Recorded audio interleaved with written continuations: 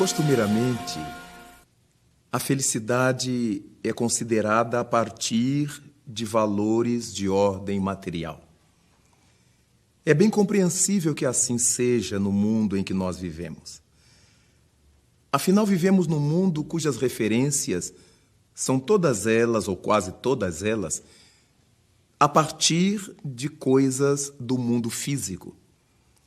Nada obstante, em todos os tempos se haja falado que nós somos seres espirituais, ainda que as religiões hajam dito desde sempre que nós somos filhos de Deus e somos seres espirituais, essas informações, essas referências, quase sempre deixaram a desejar. Elas não eram bem exatas, elas não eram bem completas. E, deste modo, a humanidade passou a ter, a respeito das coisas espirituais, uma reflexão um tanto inadequada, porque passamos a associar o espírito a fantasmas, às almas do outro mundo, a esses seres que são forjados na mente coletiva, na mente humana, e por causa disso são fantasias que as mentes costumam criar. Sempre que se fala em alma, em espírito, se imaginam seres vestidos de lençóis brancos, ou arrastando correntes, ou uivando pelas noites, ou coisa desse gênero. Poucas vezes se pensou na realidade nossa como espíritos em termos intelectuais, em termos mentais, em termos morais. E, desse modo, as referências da felicidade estão atreladas a essas questões do mundo físico. Costuma-se pensar que felicidade está vinculada às posses que a gente tenha. Muita gente imagina que só será feliz quando tiver o carro, quando tiver a casa, quando tiver dinheiro no banco, quando puder viajar, quando comprar roupas de grife, quando. Vamos sempre jogando a felicidade para patamares mais distantes. Jamais fruímos a felicidade agora, já, no momento em que estamos vivendo. Há sempre um ritual intelectual que nos faz arremessar essa felicidade ou o encontro com essa felicidade para os dias do futuro. Os discursos nossos, os discursos de todos ou de quase todos, estão sempre vinculados a quando eu tiver, quando eu comprar, quando eu for. Daí então, a riqueza é uma das referências para a felicidade.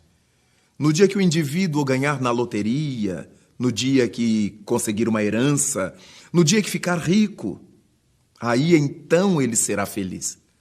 Até conseguir ganhar na loteria, que dificilmente acontecerá.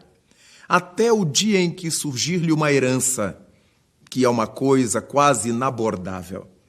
Até o dia em que ficar rico através do seu trabalho comum, o que também é francamente muito difícil, ele não consegue ser feliz.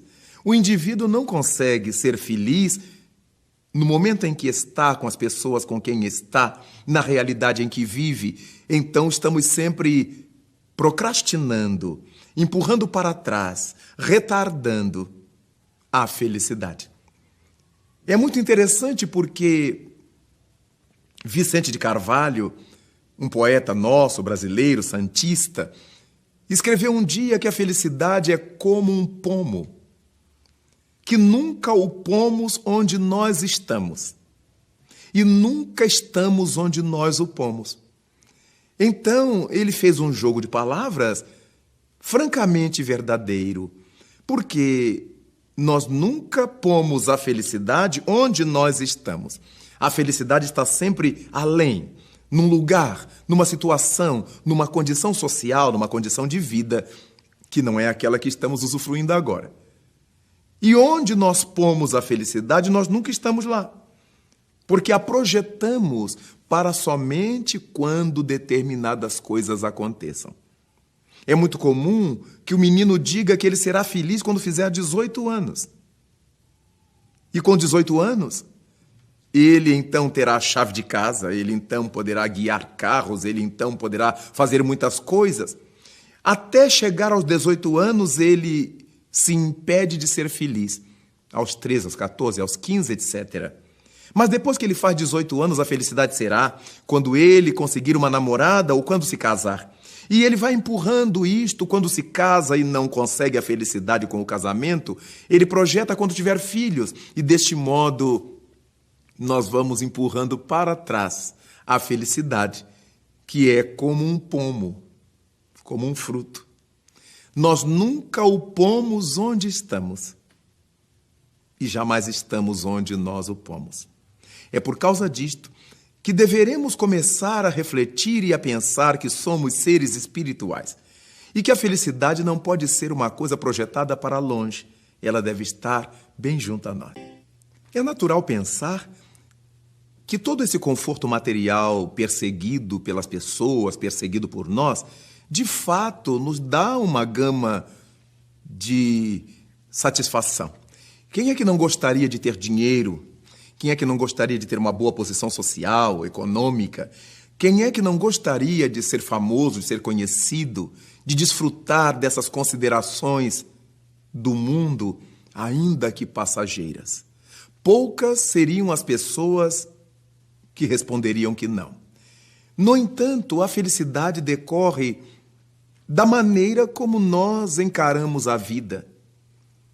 Sim, a felicidade tem dimensões psicológicas. Por isso visitamos muitas vezes hospitais, onde as pessoas sofrem, lugares de padecimento, de dores, às vezes atrozes. E vamos visitar essas pessoas cheios de angústias, com os nossos problemas cá de fora do mundo. E ao perguntar-lhes como estão, elas nos surpreendem com uma bofetada de luvas. Eu estou bem, eu estou muito bem. E nós não conseguimos entender como é que uma pessoa operada, muitas vezes esperando morrer, com uma doença incurável ou com um mal grave, possa nos dizer que está bem, tudo com ela está bem. Exatamente porque ela não está considerando o seu estado de felicidade a partir do corpo físico.